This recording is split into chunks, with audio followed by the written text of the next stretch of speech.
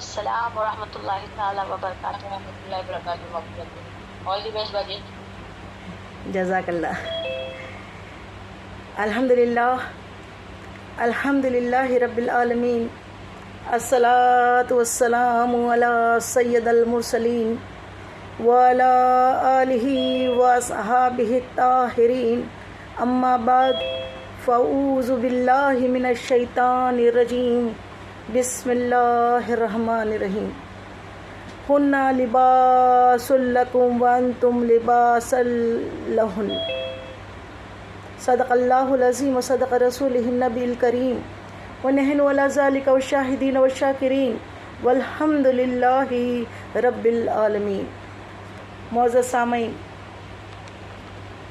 ہم سب کچھ سنے یا سنائیں اس سے پہلے مناسب ہی نہیں ضروری سمجھتی ہوں کہ گنبد خضرا میں آرام فرمانے والے ہمارے آقا و مولا، ہمارے غم گسار آقا، وہ سونے سونے پیارے پیارے مدنی آقا، جو رب کے محبوب، دانا غیوب، مکی سردار، مدنی تاجدار، ہم بے بسوں کے بس، ہم بے کسوں کے کس، تمام عالموں کی رحمت، تمام عالموں کی جان پر نہایت ادب و احترام کے ساتھ درود و سلام کا تحفہ اتنی محبت و عقیدت کے ساتھ پیش کریں کہ تمام زمین و آسمان کے فرشتے گواہ ہو جائے. یا رب العالمین، تیری ان بندے بندیوں نے تیرے حبیب پہ درود پاک بھیجا ہے، تو اس کے صدقہ طفیل تو ان سب کے تمام صغیرہ و کبیرہ گناہوں کو معاف فرما دے. تو تمام معزز سامعین سے میری مؤدبانہ التجا ہے کہ ہم سب کچھ سنیں یا سنائیں اس سے پہلے بڑی محبت و عقیدت کے ساتھ آقا کریم کی بارگاہ میں درود پاک کا نذرانہ پیش کریں. پڑھیے الصلاۃ والسلام علیک یا رسول اللہ، الصلاۃ والسلام علیک یا حبیب اللہ، الصلاۃ والسلام علیک یا نبی اللہ وعلی آلک وصحابک یا نور اللہ صلی اللہ تعالی علیہ وسلم. اور دوسری مرتبہ پھر عشق میں ڈوب کے آقا کی بارگاہ میں درود پاک کا نذرانہ پیش کر دیجئے. پڑھیے اللہم صلی علی سیدنا شفیعنا حبیبنا مولانا محمد وعلی آلہ سیدنا مولانا محمد بارک وسلم. صلاۃ والسلام علیک یا رسول اللہ صلی اللہ تعالی علیہ وسلم. اور تیسری مرتبہ پھر عشق میں ڈوب کے آقا کی بارگاہ میں بڑی محبت کے ساتھ کہ اللہ رب محمد صلی اللہ علیہ وسلم نحن عباد محمد صلی اللہ علیہ وسلم صلی اللہ تعالی علیہ وسلم. آپ سب کا بہت بہت شکریہ، جزاک اللہ. آپ نے اپنی بزم میں ہمیں کچھ علم دین اور علم کی باتیں بتانے کے لیے کا یہ موقع دیا. اللہ تعالیٰ اس بزم کو اللہ تعالیٰ آخرت کے دن ہمارے لیے بخشش کا باعث بنا دے، اور اللہ رب العزت کلمۃ الحق ہماری زبان پر جاری فرمائے. آج کا ٹاپک ہمیں رفت باجی آپ لوگوں نے جو دیا وہ ہے میاں بیوی کا رشتہ، میاں بیوی کے جو حقوق ہے، شوہر اور بیوی کے جو حقوق شریعت نے، اللہ رب العزت نے، اللہ کے رسول نے ہم پر عائد کیے ہیں، اسی پر روشنی ڈالنے کا ہمیں آپ کی جانب سے حکم ملا ہے. اللہ رب العزت کلمۃ الحق ہماری زبان پر جاری فرمائے. قرآن پاک کی جس آیت کریمہ کی تلاوت کا ہم نے شرف حاصل کیا، اس میں رب قدیر، تمام تعریفیں اسی کو زیبا ہے. وہ وحدہ لا شریک ہے، تنہا ہے، واحد ہے، ہم سب کا رب ہے، تمام عالموں کا رب ہے، اور اسی کے حکم سے یہ ساری کائنات بنی ہے. اور الحمدللہ ثم الحمدللہ اس نے ہم سب کو اپنا بندہ بنایا، اپنے حبیب کا امتی بنایا. کروڑوں کروڑوں شکر احسان ہے اس کا. اللہ تعالیٰ نے دنیا بنائی اور بڑی خوبصورت دنیا بنائی، اور اس کو کس طریقے سے اس میں زندگی بسر کرنا ہے، اس میں اللہ نے اس کے لیے سلیبس دیا ہمیں. سلیبس یہ ہے کہ زندگی کیسے گزاری جائے اس کے لیے اللہ تعالیٰ نے کوئی معمولی یونیورسٹی کا سلیبس نہیں ہے. یہ اللہ رب العزت کی روشن کتاب قرآن مجید اللہ تعالیٰ نے ہم کو عطا کیا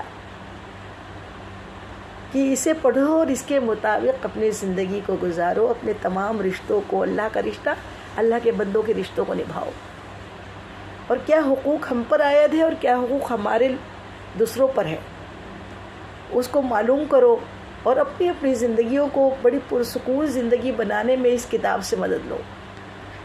تو پڑھنے کے لیے ہمیں کتاب، روشن کتاب قرآن حکیم عطا کی، اور پڑھانے کے لیے کوئی دنیا کا معمولی کوئی یونیورسٹی کا پروفیسر، ٹیچر، لیکچرر نہیں.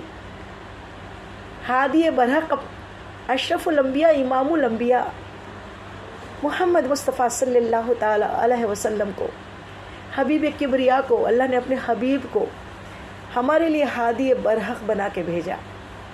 پڑھانے کے لیے آپ آئے اور پڑھنے کے لیے اپنی روشن کتاب اللہ تعالیٰ نے دی. تو اسی پہ غور و تفکر کر کے ہم آقا کریم صلی اللہ علیہ وسلم کی حدیث مبارکہ کو اچھی طریقے سے پڑھیں، سمجھیں، اور قرآن پاک کے ہر لفظ کو، کیونکہ قرآن پاک جو ہے نا، یہ ہمارے لیے ایک کتاب نہیں، ایک ہمارے لیے اللہ کا پیغام ہے. اور پیغام ایسا ہے کہ جس کا ہر لفظ ہمارے لیے ایک قیمتی موتی ہے، ہیروں سے بڑھ کر ہے. اور یہ اللہ کا کلام ہے، اور اللہ تعالیٰ نے ہمیں اس کے مطابق زندگی گزارنے کے لیے روشن کتاب ہمیں عطا کی ہے. لیکن افسوس کی بات کہ آج ہم میں سے بہت سے ایسے ہیں جو اس کتاب کو ہم نے سنبھال کر طاقوں میں رکھ دیا ہے. جب رمضان آتے ہیں کتاب نکل جاتی ہے، قرآن پاک نکل جاتا ہے، اور پھر یوں ہی گھاس کٹائی کی طرح کمپٹیشن میں 1 پارہ 2 پارہ 5 پارہ 10 پارہ اور قرآن ختم کر دیا جاتا ہے. حدیث مبارکہ بھی جو سن لی، جو بس دین سے ہم دنیا کی پڑھائی کے لیے بہت محنت کرتے ہیں، بہت بڑی بڑی فیسیں پیڈ کرتے ہیں، بڑی بڑی یونیورسٹیز کالجز میں ایڈمیشنز لیتے ہیں، اچھے سے اچھے پبلک اسکولز اور CBSE پیٹرنز اور انٹرنیشنل کورس ہم پڑھاتے ہیں اپنے بچوں کو. لیکن قرآن کے بارے میں ہماری توجہ ایک دم ڈھیلی ہے، جبکہ قرآن یہ وہ کتاب ہے جس میں ساری دنیا کا علم، ساری دنیا کے جو انوینشنز ہو رہے ہیں وہ آج بھی انوینشنز قرآن پاک کی آیتوں کے ساتھ چل رہے ہیں. اور سائنس بھی جو چیز کو پروو کر رہا ہے قرآن پہلے پروو کر چکا ہے. میرا موضوع قرآن پاک نہیں ہے، میرا موضوع شوہر اور بیوی کے حقوق پہ ہے. لیکن قرآن پاک میں اللہ تعالیٰ نے شوہر اور بیوی کے حقوق پہ کیا آیت، تو الحمدللہ بہت سی جگہ پہ اللہ تعالیٰ نے اس رشتے کے بارے میں ارشاد فرمایا. ابھی جس آیت کریمہ کی تلاوت کا ہم نے شرف حاصل کیا اس میں رب قدیر ارشاد فرماتا ہے کہ تم دونوں ایک دوسرے کے کیا ہو،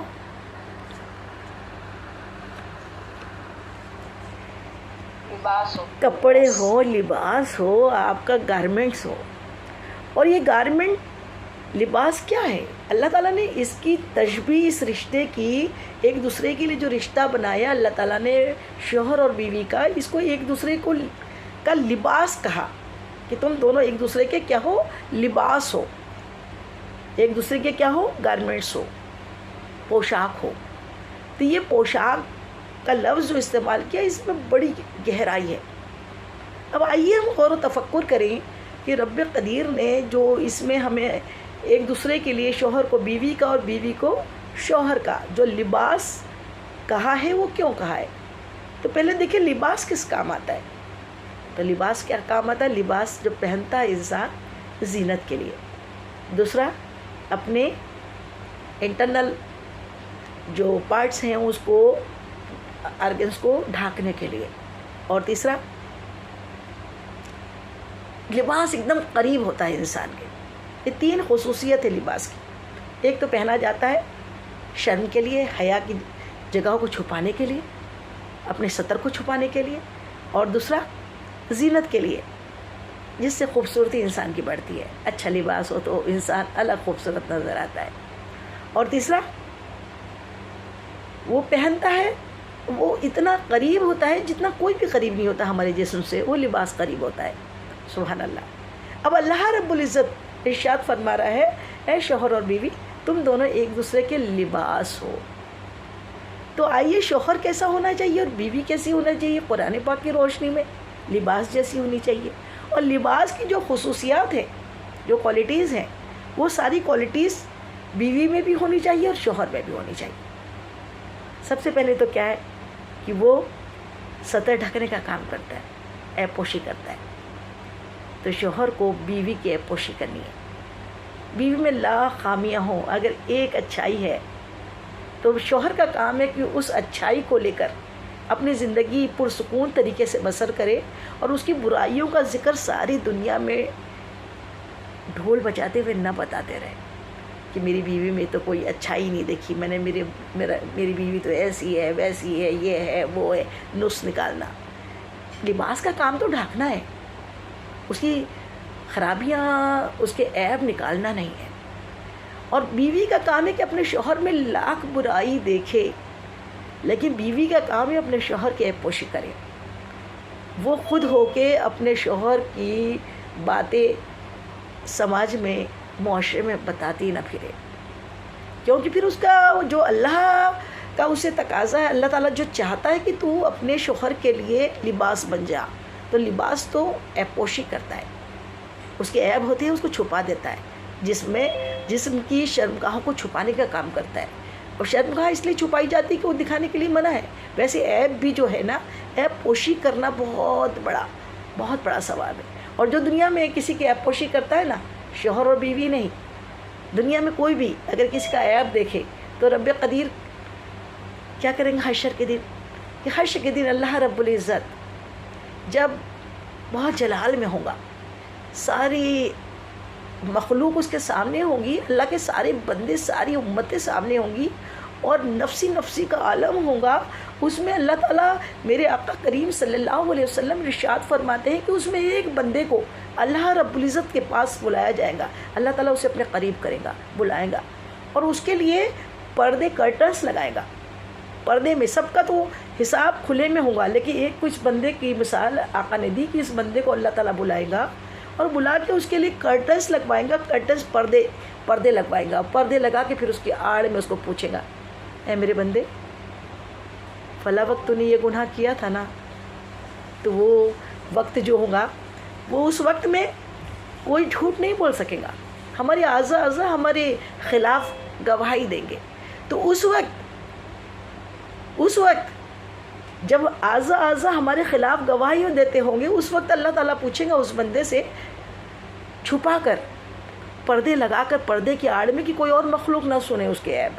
اللہ تعالیٰ پوچھیں گا میرے بندے فلاں وقت تو نے وہ گناہ کیا تھا نا.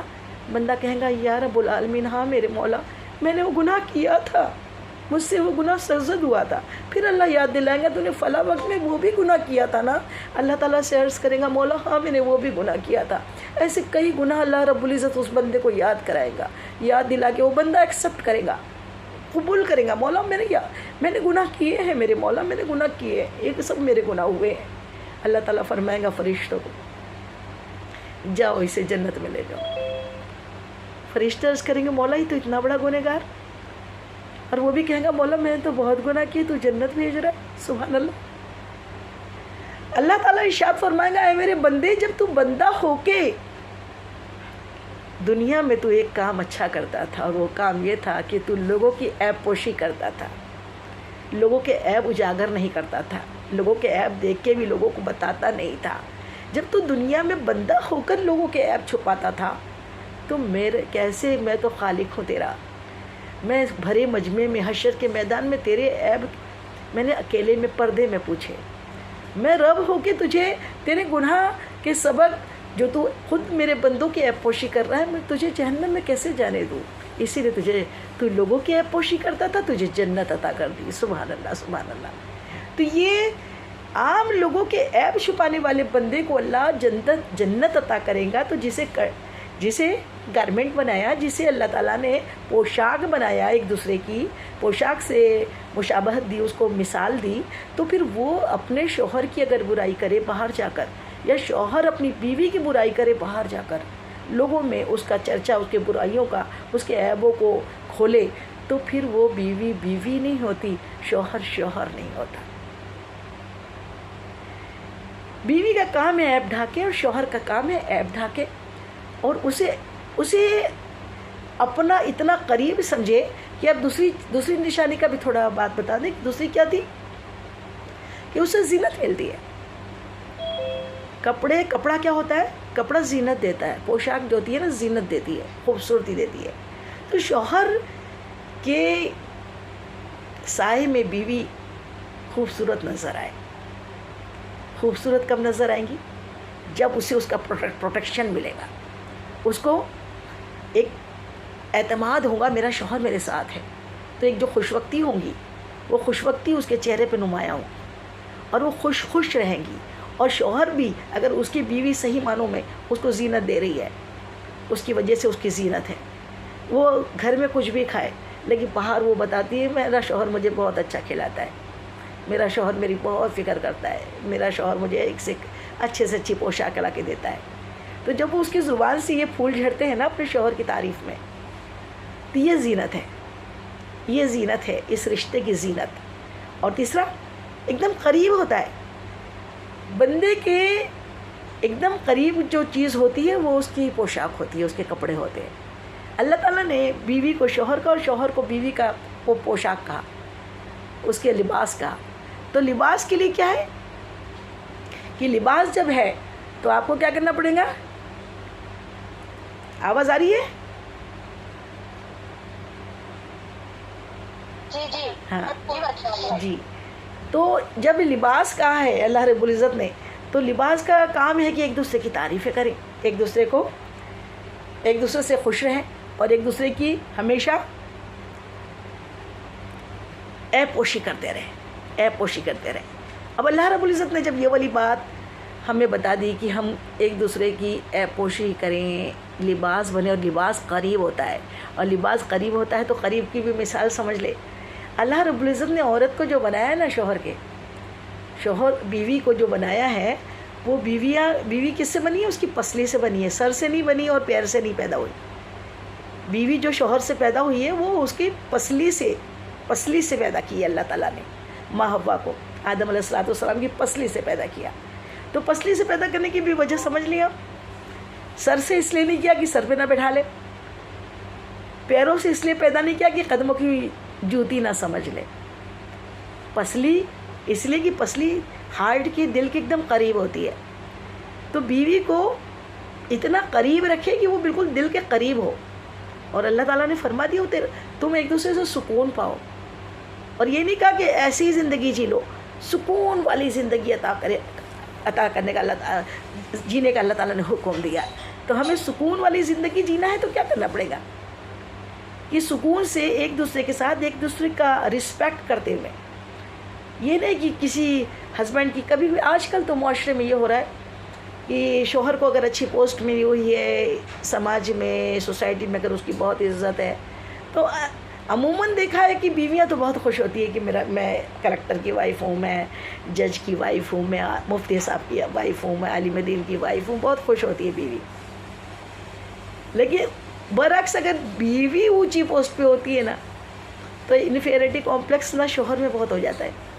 بیوی کو اگر عزتیں ملتی ہیں تو شوہر پھر اس کے ایپ ڈھونڈ کے اس کو پرچار کرنا لگ جائے، تو پھر وہ تو کیا کرتا ہے کہ اس نے اپنے اللہ کے بیان کردہ جو لباس کا ہے اس کا برعکس کام کیا، عیب چھپائے نہیں، عیب نہ ہوتے ہوئے عیب لگائے، تو وہ شوہر کی کوالٹی سے باہر ہو گیا۔ قرآن پاک میں جو کانسیپٹ دیا نا، وہ آج کوئی بھی سماج میاں بیوی کے بارے میں نہیں دے سکتا، کوئی بھی سماج۔ کہ لباس سے مثال تو یہی ہے نا کہ انسان کو زینت ملتی ہے، لباس سے عیب چھپتے ہیں، اور دوسری بات انسان کے جسم کے سب سے زیادہ قریب ہوتا ہے۔ تو اس سے بہتر اب بتائیے کہ نزدیکی کا اس سے بہتر تصور کوئی دوسرا پیش کر سکتا ہے؟ اللہ اکبر، اللہ اکبر۔ اور پھر اللہ تعالیٰ قرآن پاک میں یہی نہیں کہہ رہا، یہ بھی فرماتا ہے تم زندگی گزارو، بلکہ فرمایا تم کو ان بیویوں کے ساتھ اچھے انداز میں زندگی گزارنی ہے، اچھے انداز میں۔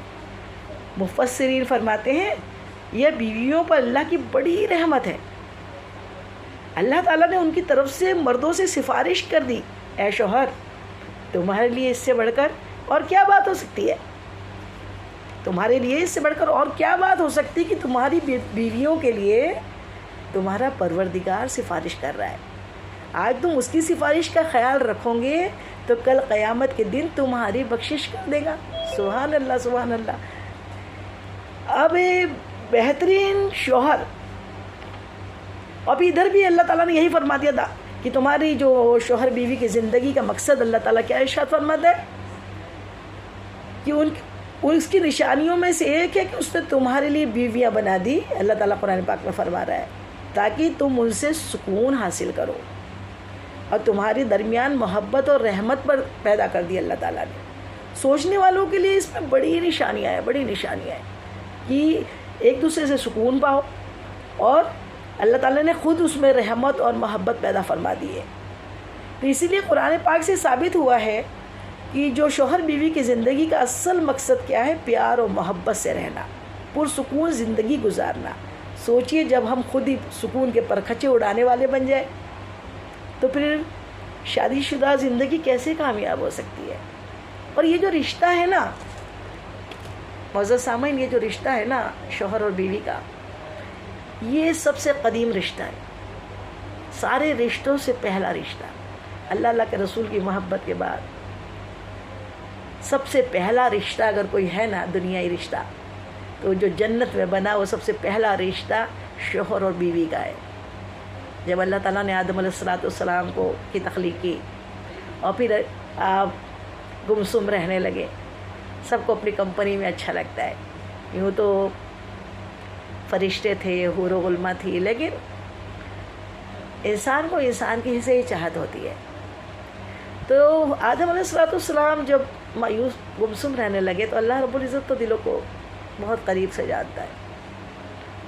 اللہ تعالیٰ وہ ہے جو ہم سوچتے ہیں وہ بھی جانتا ہے، جو سوچنے والے ہیں وہ بھی جانتا ہے۔ اللہ رب العزت نے آدم علیہ السلام کی پسلی سے ماں حوا کو پیدا فرما دیا، اور پھر کہہ دیا کہ یہاں اچھے سے کھاؤ پیو رہو اور خوش رہو۔ تو یہ پہلا رشتہ جو بنانا، یہ پہلا رشتہ اللہ تعالیٰ نے سب سے پہلا رشتہ شوہر اور بیوی کا بنایا۔ ماں تو جنت ہے، ماں کے قدموں کے نیچے جنت ہے، لیکن ماں کا رشتہ دنیا میں آنے کے بعد، لیکن جنتی رشتہ سب سے پہلا رشتہ کیا ہے؟ اور جنت میں رہنے والے بھی ساتھ میں کون ہیں؟ میاں اور بیوی۔ میاں بیوی جوڑے جوڑے جنت میں رہیں گے، جنت میں بھی۔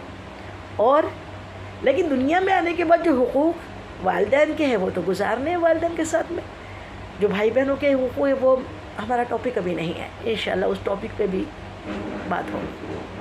لیکن پہلا رشتہ شوہر اور بیوی کا، اور شوہر اور بیوی کے رشتے میں اللہ تعالیٰ نے اس رشتے کو بڑا ہی خوبصورت بنایا، حسین بنایا، اور اس رشتے کی اس قدر خوبصورتی ہے کہ تمام مفسرین نے اور تمام علماء کرام نے اس پہ یہی کہا ہے کہ یہ رشتہ اگر سب سے پیارا ہو جائے نا، اس رشتے میں ایک دوسرے کی رسپیکٹ ہو، حقوق ہو، اور اللہ تعالیٰ نے شوہر کو کیا بنایا ہے؟ شوہر کو اللہ تعالیٰ نے اپنے گھر کا سردار بنایا، حاکم بنایا۔ اور شوہر، بہترین شوہر کیا ہے؟ حدیث پاک میں آتا ہے کہ بہترین شوہر وہ ہے، کون سا؟ کہ جو تم میں سب سے بہترین وہ ہے جو اپنے گھر والوں کے لیے بہترین ہو۔ سبحان اللہ سبحان اللہ۔ اور آقا فرماتے ہیں میں اپنے گھر والوں کے لیے تم میں سب سے بہترین ہوں۔ سبحان اللہ سبحان اللہ۔ تو نبی علیہ السلام، نبی کریم صلی اللہ علیہ وسلم نے اپنی زندگی کو مثال بنا کے پیش کیا۔ کسی بندے کی اچھائی کا اندازہ لگانا ہو تو اس کے دوستوں سے نہ پوچھو، کاروبار میں نہ دیکھو، پوچھنا ہو تو اس کی بیوی سے ذرا پوچھو یہ کیسا انسان ہے۔ اگر بیوی کہے کہ اس کا رہن سہن اور عادت و اخلاق اچھے ہیں تو وہ انسان اچھا ہے۔ فرمایا ایمان والوں میں سب سے کامل ایمان والا وہ ہے جس کے اخلاق اچھے ہو. سبحان اللہ سبحان اللہ. اخلاق. ایک بار نبی کریم صلی اللہ علیہ وسلم کی بارگاہ میں ایک عورت آئی، ایک صحابی رسول آئی، کہنے لگی، آئی اور کہا کہ میرا شوہر بات بات پر غصہ کرتا ہے، یہاں تک کہ مارتا بھی ہے. اللہ اکبر. یہ بات دونوں کان کھول کر سننے والی ہے، دونوں جو کمپلینٹ ہے یہ سننے والی ہے. کیا ہے؟ ایک عورت نے کہا میری حضور پاک صلی اللہ علیہ وسلم کی بارگاہ میں آئی اور کہنے لگی، یا رسول اللہ صلی اللہ علیہ وسلم، میرا شوہر جو ہے نا وہ بات بات پہ مجھے جھڑکتا ہے، غصہ کرتا ہے اور یہاں تک کہ مارتا بھی ہے. باقی باتیں تو چلو ایک کان سے سن لینا، مگر مردوں سے گزارش ہے کہ یہ بات ذرا دونوں کان کھول کر سنیے. بیوی نے آ کر نبی کریم صلی اللہ علیہ وسلم کی پاک محفل میں کہا کہ اللہ کے نبی، میرا شوہر مجھے چھوٹی چھوٹی باتوں پر چھڑکتا ہے، اللہ اکبر، اور مجھے مارتا بھی ہے. تو اللہ کے نبی نے فرمایا، حضور پاک صلی اللہ علیہ وسلم نے فرمایا، تمہارا چہرہ سیاہ ہو. اللہ اکبر. ایسے مردوں کو جو اپنی بیوی کو جھڑکتے ہیں اور بنا وجہ کے بلا وجہ کے اس کے ساتھ مار پیٹ کرتے ہیں، ظلم کرتے ہیں، آقا کریم صلی اللہ علیہ وسلم کی زبان مبارک سے نکل گیا. یہ طب نبوی کے ضمن میں ایک بات ہو سکتی ہے کہ جو ایسا کرے، حضور پاک نے جو کہہ دیا، حضور آپ جو کہہ دے تو کچھ نہیں مشکل، حضور آپ جو کہہ دے تو کام ہو جائے، اور آپ کی زبان سے نکل گیا بس ہو گیا. آپ نے کہا تمہارا چہرہ سیاہ ہو، تم اپنی بیوی کو باندی کی طرح مارتے ہو، پھر اس کے ساتھ تم لگتے لپٹتے بھی ہو، کیا تمہیں اس بات پر حیا نہیں آتی؟ اللہ اکبر اللہ اکبر. یعنی ایک وقت میں تم اسے اتنا قریب کر رہے ہوتے ہو اور دوسرے وقت میں تم اسے باندی کی طرح مار رہے ہوتے ہو. یہ الفاظ، اللہ اکبر، یہ الفاظ ہمیں پیغام دے رہے ہیں. بیوی گھر کی نوکرانی نہیں بلکہ شریک حیات ہے. ہاں اگر وہ کوئی کبیرہ گناہ کر بیٹھے اور سمجھانے سے بھی نہ سمجھے تو شریعت نے معمولی طور پر مارنے کی اجازت دی ہے تاکہ اسے نصیحت ہو. تو یہ جو بات ہے آقا نے فرما دی استغفر اللہ کہ تمہارا چہرہ سیاہ ہو. تو جو اگر اس مزاج کے، یہ شوہر کی ڈیوٹی نہیں ہے. بہترین شوہر وہ ہوتا ہے جو محبت سے، تحمل سے، صبر و تحمل سے کام لیتا ہے. نمک زیادہ ہو گیا، مرچ زیادہ ہو گئی، کھانا اگر اچھا نہیں بنا، یا بیوی کے کاموں میں کچھ کوتاہی ہو گئی تو وہ اس سے درگزر کرے. وہ آپ کی باندی نہیں ہے، وہ آپ کی شریک حیات ہے. اور شریک حیات جو ہے اس کو بڑا اللہ تعالیٰ نے اس کو وہ دیا ہے کہ نان نفقہ آپ کو اس کو دینا ہے. وہ آپ کے گھر کے کام کر دیتی ہے، بہت بڑا. شریعت نے اسے کہا نہیں ہے کہ تو سب گھر کے کام نپٹاتے رہے، لیکن وہ کرنا اس کا بھی کام ہے کہ وہ گھر کا کام کریں، اپنے شوہر کے ساتھ ہاتھ بٹائے، اپنے شوہر کے والدین کی عزت کرے، احترام کرے. عموماً جھگڑے جو ہوتے ہیں نا، ہم نے غور و تفکر کیا ہے بہت، آپ سب نے بھی کیا ہوگا کہ جتنے شوہر بیوی کے جھگڑے ہوتے ہیں نا، خود کے حق کی وجہ سے نہیں ہوتے. زیادہ تر جھگڑے یا تو ماں باپ، شوہر کے ماں باپ، یا تو بیوی کے ماں باپ، یا شوہر کے بھائی بہن، یا تو بیوی کے بھائی بہن، ان کو لے کر جھگڑے ہوتے ہیں. جبکہ اللہ رب العزت نے شریعت میں آپ کو شادی کے بعد میں اپنی ہر بیٹی کو جس کے بیاہ کر رہے ہو اس کو سمجھا دو کہ اب تمہاری ایک ماں نہیں 2 ماں ہیں، تمہارے والد اب ایک نہیں 2 ہے. اسے کیا بولتے ہیں؟